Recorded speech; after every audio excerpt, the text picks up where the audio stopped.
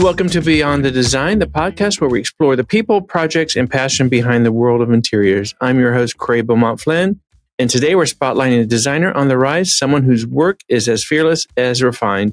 Joining me today is Michelle Palmer Murphy, one of the industry's most exciting talents from Cherry Hill, New Jersey to Chapel Hill, North Carolina. Michelle's design journey is layered just like her interiors. Welcome to the show, Michelle. Well, thank you. I'm so happy to be here. Well, we're happy to have you. Yay.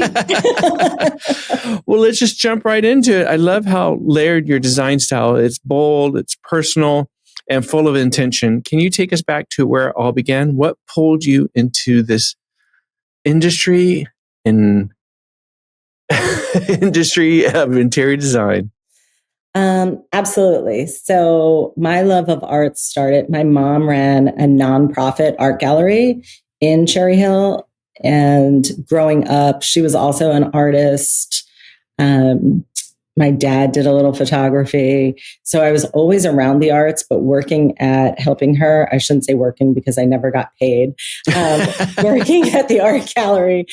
I did everything from stuffing envelopes, being a model for the painters, stored the clay. I really did everything. And I think I bought my first piece of art at age 16 that I personally bought with saved money. But my mom would take me to art auctions and all kinds of cool things growing up. So I always was gravitating to the arts. So it sounds like you got you got on-the-job training, that's for sure. Definitely. So your path wasn't exactly linear. How did those twists and turns shape your creative identity? Yeah, I would say, so knowing I wanted to be involved in the arts was definitely something. My father was an entrepreneur and really didn't believe in that path. My brother, knew he was going to med school and that was great and approved. And for me at the time, my father really was like, no way, just do business, because he owned a business. Right. And I begrudgingly did 2 years of business, but took art classes the whole time. And then finally, one of my paintings was in a show and it won an award.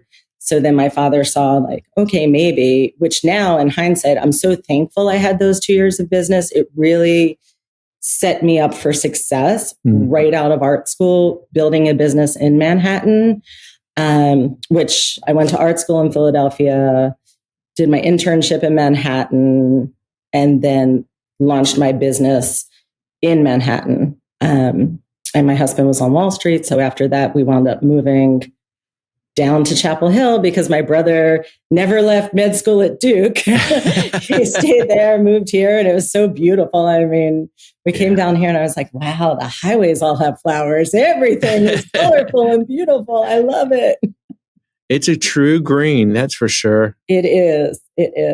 Well, living in those type of environments in those cities where there's such a collective of art and architecture and design inspiration, how has those cities influenced your aesthetic and design decisions? I definitely think that there's a little bit of that pop and boldness coming from Philadelphia.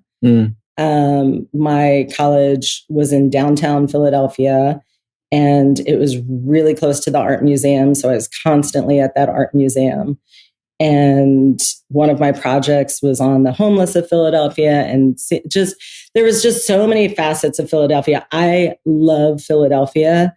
I can't say enough about it. I really think that it is an underrated city for the beauty that it has within. And then moving to Manhattan, which is funny, coming from another city, I felt like a country mouse in Manhattan. And my husband, who I was dating at the time, grew up there essentially. And I remember the first time I was there and I was like, oh no, I forgot my hairdryer. And he was like, don't even worry, I'll have one delivered. And I was like, what? I'm never leaving this place. I can literally do anything here. And in New York, it does build that confidence in you that you can do anything. True. And that I think is just ingrained in me and part of me. And then being in New York during 9/11 was also so impactful. My husband was working on Wall Street. So that whole, I mean, that's where I grew up, essentially emotionally, in my business, in the design world. I really grew up there. And what a place to grow up with Absolutely. design, with so much talent around you. And the community of designers at that time were so supportive, so fantastic of one another. I mean, it was really remarkable. And then moving to Chapel Hill, I was like, well, okay, I had this great thriving business in Manhattan. What am I going to do in Chapel Hill? How am I going to get that again? What am I going to do? And charity has always been important to me. I did a show house here for leukemia and lymphoma, and I built my business here. But I will say that first year and a half, 2 years, I did more roosters and plaids than I ever thought I would do in my entire life. Roosters. I didn't know that was a must-have in It is in French country in North Carolina. Interesting. Okay. Well, or it was, should I say, probably about 15 years ago. Right. Well, if your design style were a playlist, what genre would it be on? I mean, I rock out to music all day long. So I love that question. I would definitely say heavy punk rock, a little bit of indie rock, Chris Stapleton, and 80s hair bands. Okay. Mixed with Frank Sinatra. I have to throw him in there too. Very eclectic. All right. So get a little bit of everything. All right. Throw it all together. See what happens. Yep. Well, you've been a part of some really fabulous events like the Orchid Dinner at the Plaza. What's been your favorite event or design moment so far? I would say starting out that HGTV show house that I did, the Madam C.J. Walker show house. Mm-hmm. Again, coming fresh out of school, just off my internship, being in the right place at the right time, being offered a spot in that show house with the top designers in New York City at the time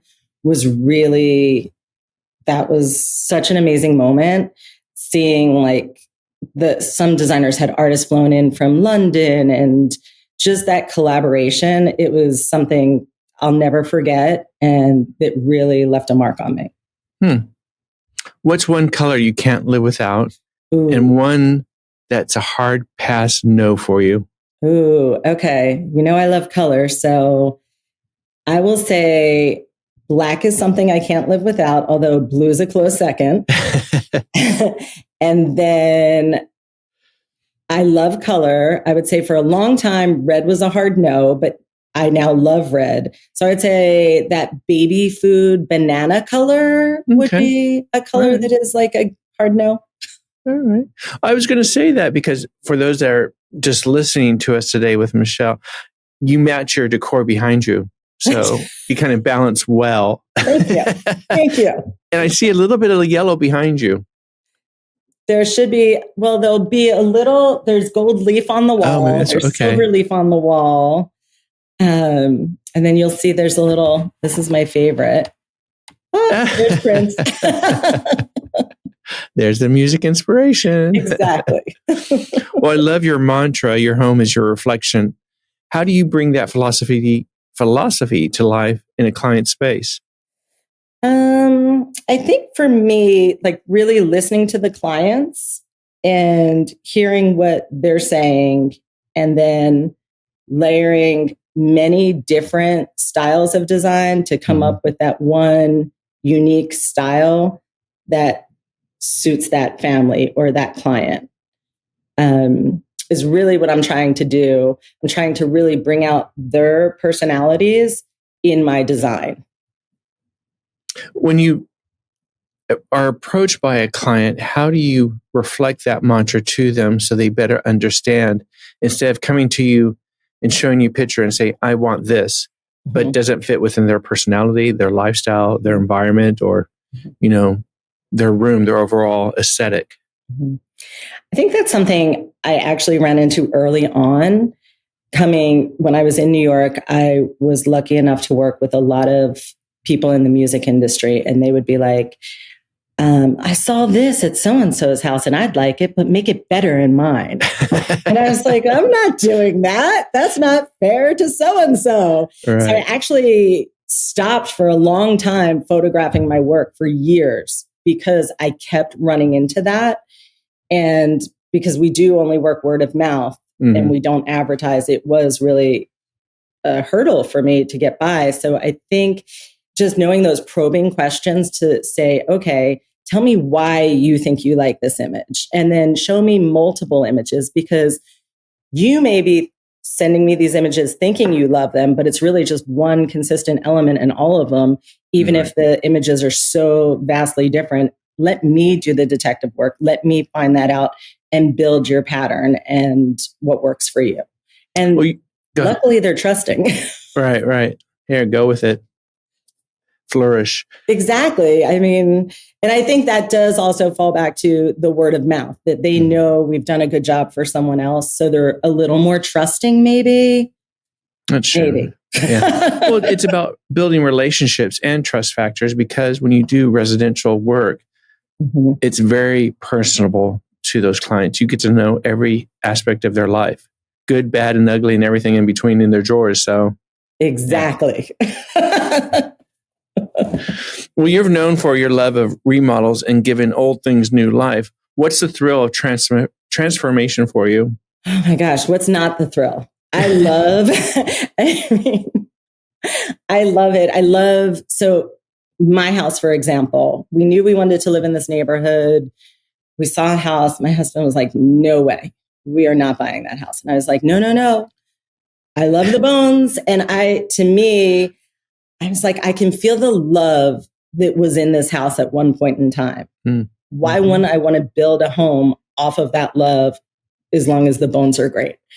And most of the time, if you dig deep enough, you'll find something you can work with. The bones are there. Something is there. And I love taking something that to someone, it should be discarded, and just making it beautiful and making it something that the family wants to come home to every day, and livable, and just a standout moment. For me, one thing I pride ourselves in is you can never tell a remodel that we've done. It just looks like a house that was built, like a custom home. It's never going to look like somebody slapped something on the side or slapped something on the back. That's just not how I do a remodel. Well, how do you balance honoring tradition while infusing bold, fresh aesthetic into older homes? Because it's kind of a balancing act too, because you don't want to be too extreme where there's no connectivity, but you, like you said, you want to keep the soul and essence of the home, but kind of continue that life, that journey for it with a new family. Yeah, I mean, that's exactly it. Exactly what you said. So it's looking at that age of the home. So, okay, how was design when that home was built? Infusing that back and bringing that back to life, but adding a fresh twist to it. We just did a 1970s reno. The family, it happened to be, I was so lucky, my commute was so far, it was like 5 houses away from mine. And there's this lumber house that's so popular. It's a hardware store. It's been here since the early 1900s, and the son's son is the one who owned it. So it's known as this family's name. It's known as the Fitch Lumber House. I'll say that. So everyone knows everything in this house was wood paneled, wood everywhere, because they are a lumber store. So I was so excited to get my hands on this. I mean, it had the big contemporary window in the front. Like, it was so circa 1970s. Love it. I was so excited. So my homage back to that house was, yes, I took out all the walls.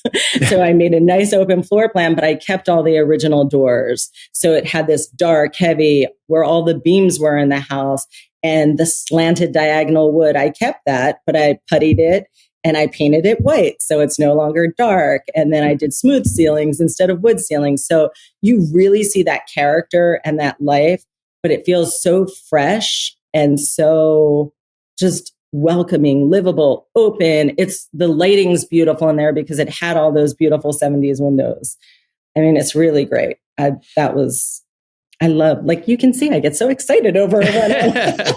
I love 70s architecture. And just the environment and the feel. It's so fabulous. It is. Well, and plus in relation to design, there's a lot of layering that happened in the 70s. So what's your approach to layering? Because your spaces always feel rich, but never like overdone. And how do you strike that balance? Oh, thank you. So I think I always try and think of be bold, but controlled. Love it. And then always make the spaces livable as well. So I do think, I don't know how you grew up, but I know I grew up that the whole main level of the house, we were not allowed in the living room. We were not allowed in the dining room. My mom had it all white. So no one was ever allowed in there. So for me, having these houses so livable is also part of that layering with the design, because you have to think a little bit harder with that. So I think you can make any room really beautiful, but to make it beautiful, show that personality and livable and not cluttered is definitely a challenge, but something that I work really hard at doing. And I think about, well, how would I live in this space? What would I want to do? What do I want to see? And you never know where I'm going to start with the design. Sometimes I'll start with a wallpaper in a guest bedroom. We just did a huge home in McLean, Virginia. And I started with the wallpaper in the guest bedroom in the lower level out of the 3 levels. And I was like, I don't know why I'm starting here, but this is speaking to me.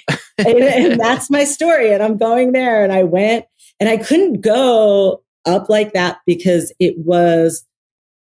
I knew the rest of the lower level was like this gaming bar entertainment area. So I really wanted that guest suite to be able to stand on firm legs, since it was next to this gaming entertainment area, which I wouldn't normally put a guest room down there. Right. But I just look at it as... Maybe it was the in-laws. And I feel like that. Put them downstairs. I didn't say that, you did. Well, I think, also our environment and the way we live has changed, obviously, since the 70s. And all our spaces are livable spaces. It's not just designated for entertaining, only eating. I think now we live in all our environments that we create. I think that's so true. And I know even with my own personal house, I will get so excited if I'm like, oh, my husband's away this week. I'm going to go sleep in that guest bedroom. Or I have one bedroom that I call the artsy bedroom, because I love art. I obviously have art all over my house. And there's one that's just all my favorite pieces of art. And then I have a snow leopard wallpaper in there. So it's very tonal, but it's very peaceful. And then a bold black and white window curtain. And, my fabrics are crazy in there. And I know I could never talk my husband probably into sleeping in that room with me. So I just love different getaways in my own spaces. They're so fun. So I want to give that to my clients as well. Absolutely. I mean, you live in all your rooms, you work in all your rooms. And I think, that's just part of our environment now. I have a fun question for you, and I think I might know the answer. If you could collaborate with any artist or band, past or present, who would it be? Well, you saw Prince. I do love him. I can only imagine what that would be like. But I do also really love Helen Frankenthaler. And again, it's stepping me back to a different time. And, her paintings were just so the colors were bold and vibrant. And I really based a lot of my artwork when I was doing art off of her paintings. And they have that dreamy quality while still having crisp colors. So I would say, so I have to pick one. I would say Helen Frankenthaler, Prince, and Dolly Parton. Dolly Parton's a good one. Absolutely. She'd be perfect with me, right? Yeah, absolutely. I like that one. Well, what's one piece in your home that has the most personal meaning to you? Ooh, okay. I have a friend who's an amazing artist. She did a life-size glitter portrait of my son when he was baby, probably about 2. Mm. That hangs in the hallway to my primary bedroom. I love that. There's a reimagined wedding portrait where I'm a queen, my husband's the king. I love that. So one of those. Both. I'm taking them both. Both, yeah. So we've already talked about potential collaboration. Is there a dream project or space you'd love to design, minus Dolly and Prince? Celebrity home, historic building, or a boutique hotel? I definitely think I would love to do a boutique hotel. I think that's something that really would fit well within something I would really love to do. I've done a lot of celebrity homes already. And I feel like, we treat them very similar to our other clients. I am doing a 24,000 square foot French chateau right now. Oh, wow. Which to me feels like a boutique hotel. I imagine, yeah. I just finished their guest house, and that's as big as my own personal house. So I would love to do a boutique hotel. That would definitely be something I would hope to do someday. Well, you've been recognized as a rising star, an HGTV finalist, and are expanding nationally. What's been the most surreal pinch me moment so far for you? All of it so great. I'm like so thankful and so happy and so lucky. Like I love what I do. Like I am legit a design nerd. So I still, like after all these years, like get so excited when I'm building a design or doing something. I would say I popped over my mom's the other day and she has all the print that I've ever been in, like magazines. Laid out like a good like a scrapbook would. Yeah. Like not even a scrapbook. She literally has the original magazines on like any coffee table hard surface throughout her house in her living room. It's hysterical. But that is just something that I can't tell you how that makes me feel, especially when, growing up with an older sibling who knew he was going to be a doctor right from the start and was uber successful and travels all over the world lecturing and speaking and him telling me like, you'll never be anything, blah, blah, blah. Support. Exactly. Like that sibling rivalry. Like It feels really good to see all that. That's probably like my biggest pinch me moment. Like going to my mom's and being like, oh, look, next to his journal is my, So tell me a little bit about the name DEMI Ryan. What's the meaning behind that? So my husband's Dennis. So it also stems, family is like uber important to me. My dad, I mentioned earlier, had his own business and he did a word play with his name and my mom's name to make their corporation. So I did the same. My husband's name is Dennis. I'm Michelle, and we only have one son, and his name's Ryan. Aww. So Dennis and Michelle make the Demi, and then we have Ryan. Love it. So. Tell us. Gosh, can't speak today. Tell us. I really haven't been drinking or anything. What time is it there? Exactly. It's cocktail time. It's happy hour somewhere, I'm sure. Always. Tell us a little bit about some of the current projects you're working on. Okay. I mentioned the French Chateau. This is probably my 5th project with this house this house. See, now I can't speak. I share. With these clients. She's a former Miss America and I've gone all over the country with them.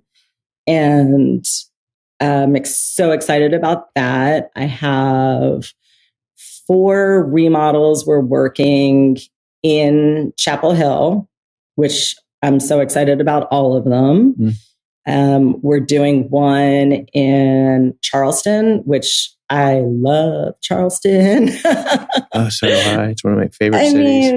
What's not to love down there? Yeah. It's so fabulous. And talk about inspiring. Like that city is just, everywhere you move, there's inspiration down there. Absolutely. So I think we have quite a few happening right now, but those are like the ones that are demanding like 24/7 me on them, which, there's only one me, but that's okay. So let me ask you this. Obviously Charleston or Savannah? Charleston, hands down. Hands down. Hands down. I agree. Well, working and being a creative can be challenging. You know, there's challenging clients, there's challenging projects. Can you share a lesson learned the hard way that helped you level up in those challenges and those instances where you've learned something from it? Yes, absolutely. So I do think, in doing what we do and being business owners, we have to level up constantly. Mm-hmm. So, I was thinking about, when you think about this, for me, it's documenting everything, listening to your instincts, watching out for those red flags. And even yesterday, I had something come up that this morning, we now have a new policy for that French chateau. So yesterday, I'll use this for an example. It's so bizarre. Someone tagged me on Instagram on a project for a very high-end resort for designing co-collaboration on their wine cellar. And I was like, well, I wish I did that resort wine cellar, but I definitely did not, because where's my paycheck? Exactly. I was not paid for that. So I went on to the person's website who tagged me, which again, no clue why they tagged me. Mm-hmm. And there was an image on there of one of my celebrity clients' wine cellars that I designed, one-off, custom design just for that client. So I go into panic mode because I never even photographed that wine cellar. Right. So how did these people get an image of that? If my clients see this, because my client, whose wine cellar it is, may very likely go to that high-end resort. So, right away, I'm like, okay, send a letter to the attorneys. Okay, let's see what's happening. And then, which clearly they took the design from that, which every designer knows. It's your IP, but it is what it is. Yeah. But for my clients, right away, I panic for my clients because they're very private. Part of having us is that privacy. So now for this French chateau we're working on, we've now created a legal document that there are no photos ever. And we always have everyone sign NDAs anyway with our high profile clients. But now we're adding another privacy document that any drawings we share with them, they can never use again. Any photos, they're never allowed to take photos. And I'm having every single subcontractor on the project sign it. Probably not the framer or the sheetrocker, but everyone else involved is now signing that document. Well, it goes to say, I can't think of the verbiage, but copying is a form of compliment or greatest something like that. Greatest form of compliment. Yeah. Mm-hmm. But, I agree. we're not reinventing the wheel, and designs. Exactly. And it's happened to us multiple times for many different things. But I think with this one client and being such a unique room, like a wine cellar, sure, if Sam Smith put it in their house, no one would ever know, no one would care. But going into a very high-end resort, I was like, yeah. Identifiable instantly. Exactly. I was like, oh man. Same chandelier, same flooring, same everything. And you must have done a great job because... Well, with growing your firm and nationally visibility, how do you stay grounded and connected to the design community and your team? So we are a really tight-knit team. We do team bonding. We try to do it every month. I'm not sure that we get to it every month, but they do crazy things with me. Sometimes we'll have someone come in and we'll meditate. Sometimes we do weighted yoga. Sometimes it's pickleball. I think I made them do Tai Chi. If they don't have an idea, I'm going to pitch something, and whatever weirdo thing I'm doing at that point in time, they're joining in. Guess what we're doing today? Yeah, exactly. Who knows? We're going to be rocking out to Prince lip syncing one day in a competition. You never know. And then we always get requests for any charity. If anybody, I am a bleeding heart. Anyone who asks, we're always willing to jump in. That's just something that I love. And it's ingrained in me to always give back. So good for you, paying it forward. Always trying to, right? It's all we can do. So what's the weirdest or most unexpected source of inspiration you've used in a design? Okay. This is going to sound really weird, but it was a Viking ship. So I had a client who wanted her kitchen to feel and look, kitchen and eat-in area, main part of her house, the heart of her house, like a Viking ship. The exterior, she wanted to feel like a Canadian fisherman's house, but the inside had to be a Viking ship. Interesting. Yeah. She loved it at the end, but we were like, wait, what? Well, that's a new one. I haven't heard of that one. All right. Yeah, well, I know. I mean, it's pretty challenging. I'm not going to lie. I don't know what Vikings ate, so how could you? Yeah, I know. And I'm pretty sure they didn't use the quartzite that I put on the countertop. Exactly. She loved it, so that's okay. Well, if you could throw a dinner party and invite 3 designers, living or historical, who's at your table? Okay. I mean, for me, I think definitely Dorothy Draper. Mary McDonald is like a queen god, like all things, like I can't bow down enough. And then, I don't know, I was obsessed with that reality show when it was on, like the design show that she was starring in. I can't remember. This is years back. Yeah. Maybe one of the guys on that, like Jeffrey Allen Marks. But I also love Justina Blakely because I think she seems so down to earth and she'd be so fun. And we'd have margaritas and talk about her bold pattern play. I mean, so probably she'd be my third. I'm trying to think of what that show was because I just watched it a couple months back because Martin Lawrence Ballard was on the show. So I'd like to talk to him too at that dinner party. Can you come too?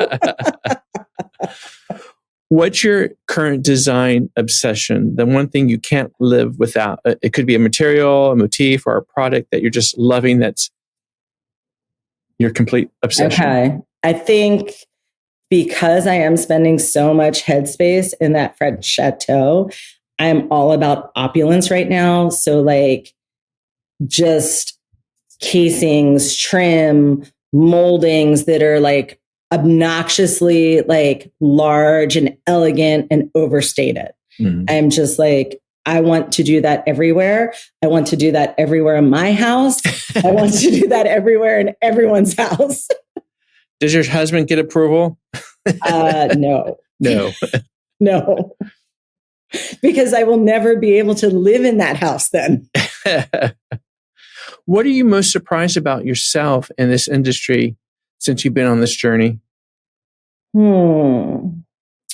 I think for me, it's really just, again, going back to how lucky I am, like the type of clients that we have are truly, truly wonderful. I'd say out of the hundreds of clients I've had over the years, I can probably count on one hand the stinkers. And I think that's surprising to me because even though like, there's always a little bit of a pessimist in me that like, are people really that good? And yeah, I think they are, We hope so. I hope so too. Yeah. So it's nice to see that, right? It's like, it's really nice to see that because like you said earlier at the beginning, like I know literally everything about these people. I am in their homes for months or years, building them, knowing everything about them. And people are just awesome. When they need to be or they want to be, they can be really great for one another and supportive.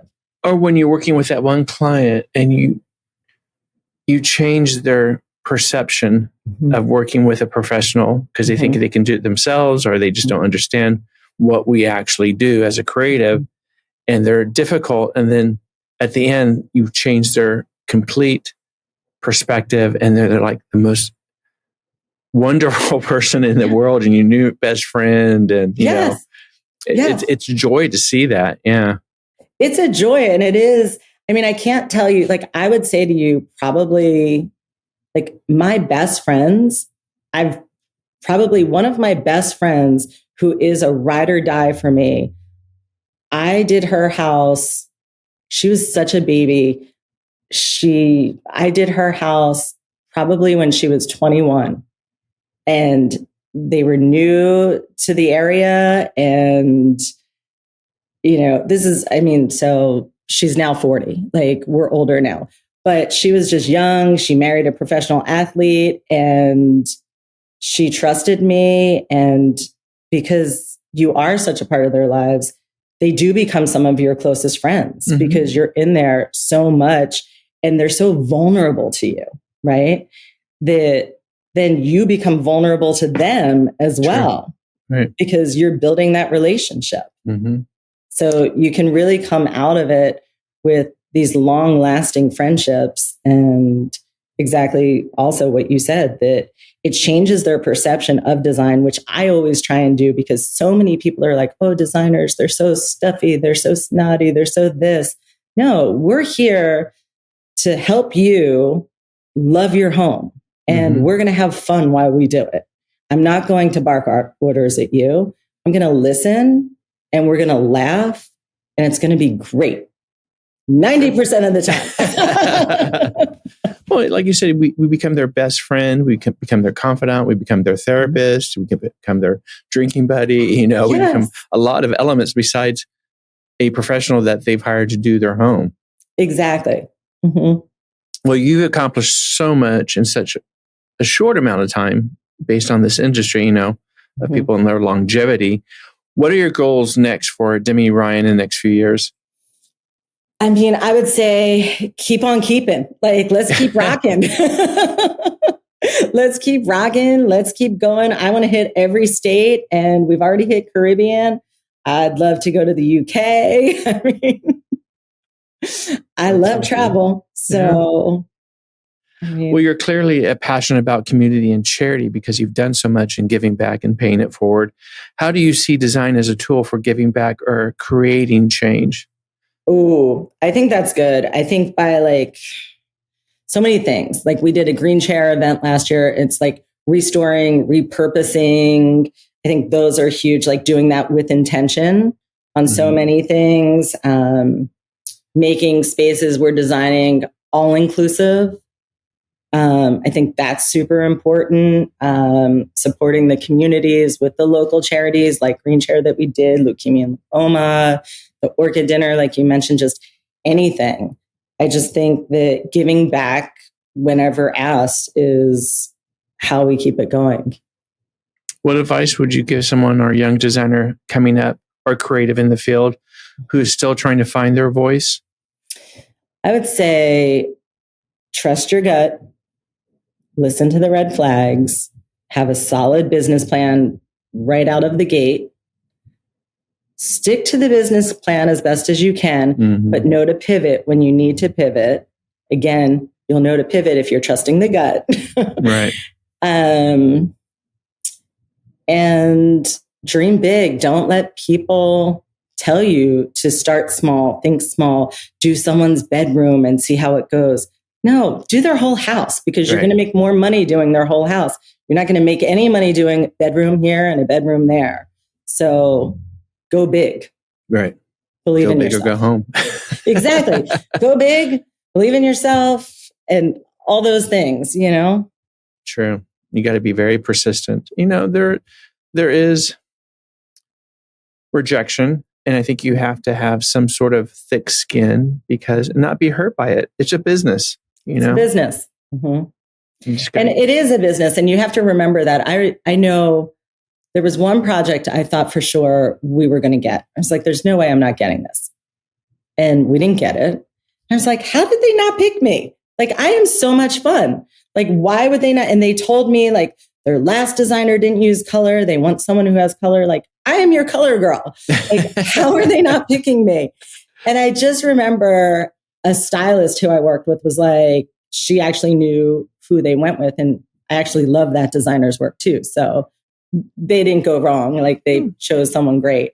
But she was like, yeah, I think it just came down to money, like dollars and cents. And you have to have the thick skin, but you have to know, like, okay, if this is my business plan and that's what I charge, do not waver, like stick to that path. Yeah. Because it will work for you, and you may not get every job, but what's meant to be is meant to be. You'll get the jobs that are meant to be. True. And you know what? When a door closes, another one opens. Something else will come along, and it just, it wasn't meant to be. But I think you also have to, like you said, stick to your guns, your price, your outline, and know your value. Exactly. Because so important. If you're at a higher value compared to your competitor, you need to know and solidify it so they understand what your value is and how it differs from your competition. Exactly. And that again goes back to, I mean, that's a whole nother conversation about like pricing and value and how, but and again, to that younger person that I'm talking to, or my younger self, it's like, yes, believe in yourself and know your worth and know your value and do not waver, like stick to that path because you're worth it.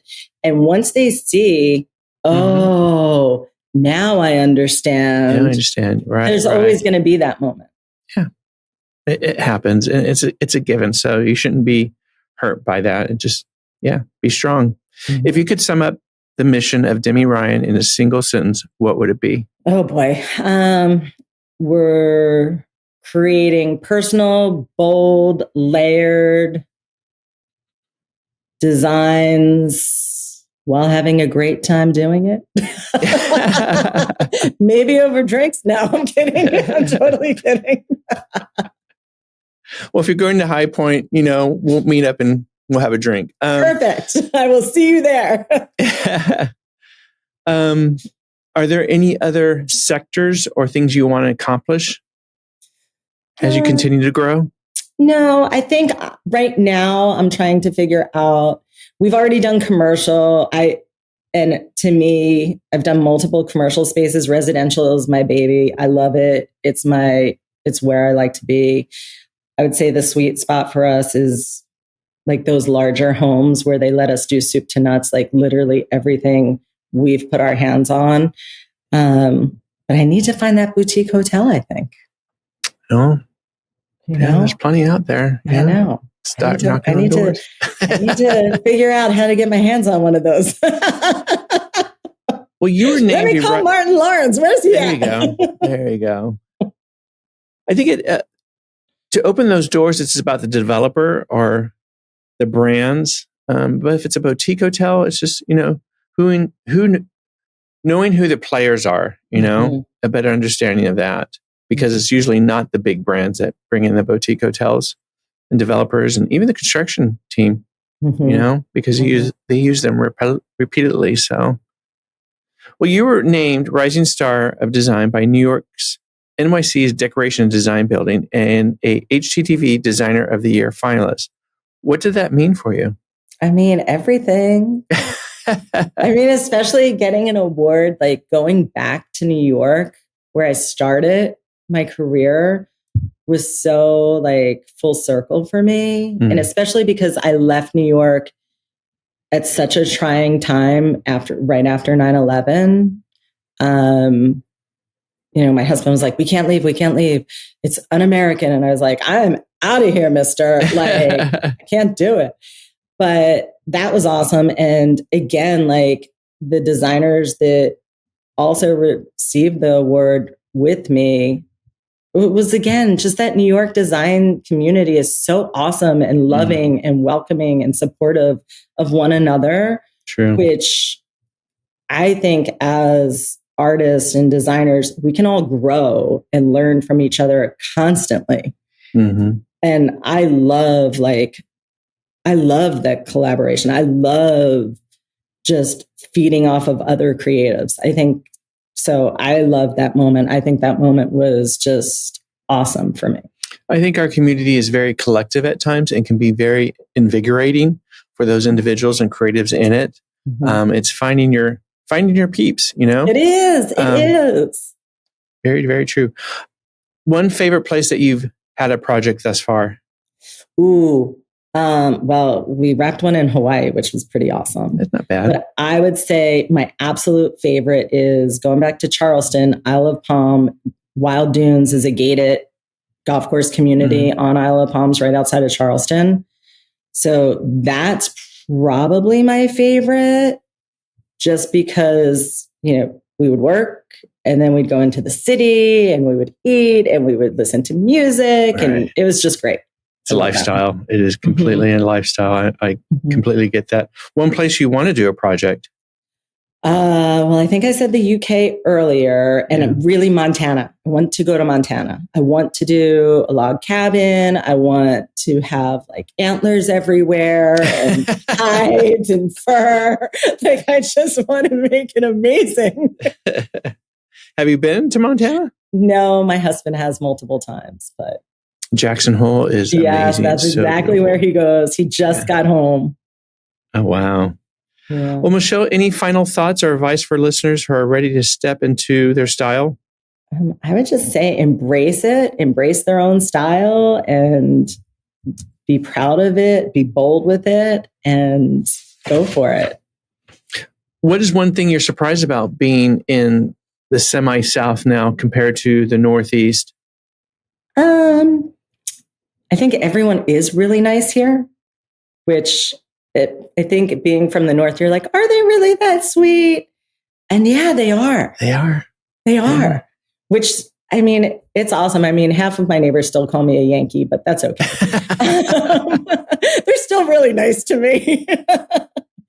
And I think the weather's amazing. There's like flowers, I can look outside my window and there's so many colors out there. It's just so awesome.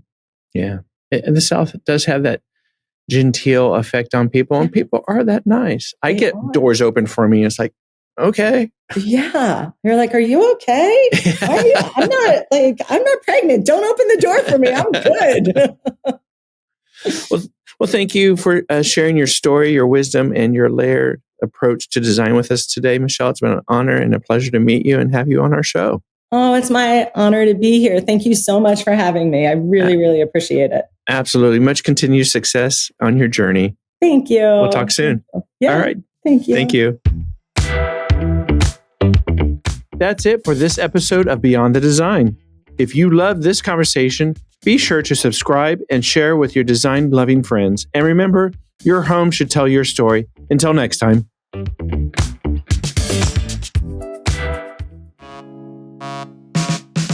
Hi, you're listening to a Pod for Good Media Network podcast. We are a network that provides podcasting production services and a supportive community in which podcasters can thrive. If you're a podcaster local in the Tulsa area, we would love to have your show on the network. If you are interested in starting one, we would love to help you get started. Find us online at podforgoodmedia.com and fill out our Pod With Us form. Happy podcasting.